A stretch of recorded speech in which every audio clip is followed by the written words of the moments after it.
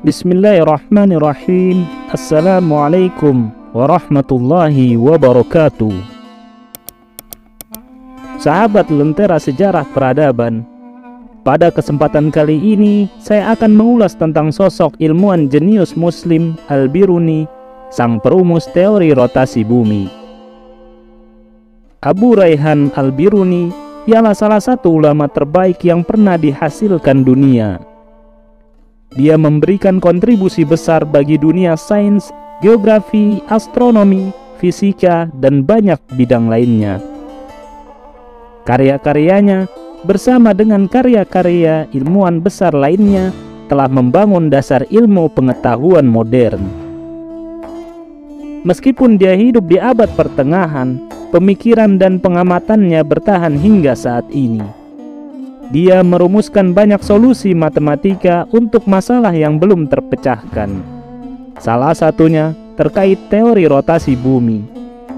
Melalui penentuan garis lintang dan garis bujur dari banyak daerah setelah melakukan pengamatan yang tajam, Al-Biruni juga merancang beberapa instrumen untuk membantu menentukan nilai-nilai tertentu seperti jari-jari bumi dan berat jenis logam. Al-Biruni diakui dunia sebagai geografer dan astronom yang ahli dalam penentuan garis lintang dan garis bujur, sebuah garis yang membatasi tiap-tiap negara. Ia juga pakar dalam hal ilmu topografi. Ia juga memiliki pengetahuan yang luas tentang budaya, adat istiadat, sastra, dan agama dari berbagai tempat di seluruh dunia. Karena ia melakukan perjalanan ke berbagai negeri, wilayah, kawasan bersama koleganya. Perjalanan itu membantunya menulis banyak tentang tempat-tempat yang dia kunjungi. Buku-bukunya dapat dianggap sebagai ensiklopedia tentang tempat-tempat dan menjadi manifestasi dari kualitas pengamatannya. Karena buku-buku ini berisi deskripsi kecil tentang topik yang telah ditanganinya. Sosok Al-Biruni. Abu Rayhan Al-Biruni, seorang ilmuwan besar Islam yang diperkirakan lahir pada tahun 362 Hijriah yang bertepatan dengan 4 September tahun 973 Masehi. Salah seorang astronom, geografer, dan matematikawan hebat yang kiprahnya sangat diakui dunia. Al-Biruni bernama lengkap Abu Rayhan Muhammad bin Ahmad Al-Khawarizmi Al-Biruni. Ia lahir di kota Kats, Khawarizm, Asia Tengah, sebuah pinggiran kota yang dalam bahasa Persia disebut Birun. Sejak kecil, ia berguru pada salah seorang ulama ternama, Abu An-Nasr bin Araq, seorang astronom dan matematikawan ternama abad 10 Masehi. Dari Abu An-Nasr bin Araq, Al-Biruni mempelajari berbagai macam ilmu, terutama matematika dan astronomi. Intelektualitas seorang Al-Biruni makin berkembang setelah ia merantau ke kota Jurjan atau Gorgan, salah satu kota di Iran. Dalam perantauannya itu, ia bekerja kepada Pangeran Syamsul Ma'ali Qabus bin Wash Kamil, penguasa Gorgan. Hal ini mendorongnya untuk bertemu dengan para ilmuwan besar masa itu, di antaranya Ibnu Sina. Selama bekerja di istana Gorgan inilah ia memulai aktivitas kepenulisannya. Lalu pada tahun 400 Hijriah atau 1100 Masehi, ia memutuskan untuk bekerja kepada Abu Al-Abbas Al-Mamun di istana Kharizmiyah.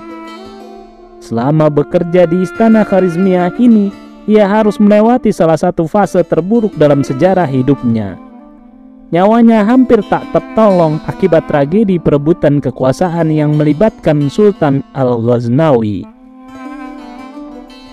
Beruntung salah seorang ilmuwan pengikut Sultan Al-Ghaznawi telah mengenalnya sebagai salah seorang astronom ternama. Ia pun akhirnya diterima bekerja di istana Al-Ghaznawi. Salah satunya ia bisa mempelajari naskah-naskah Hindu di India. Kisah ini terungkap dalam 147 ilmuwan terkemuka dalam sejarah Islam karya Muhammad Gharib Jaudah. Saat periode penaklukan India, ia banyak mempelajari peradaban India, termasuk karya-karya mereka.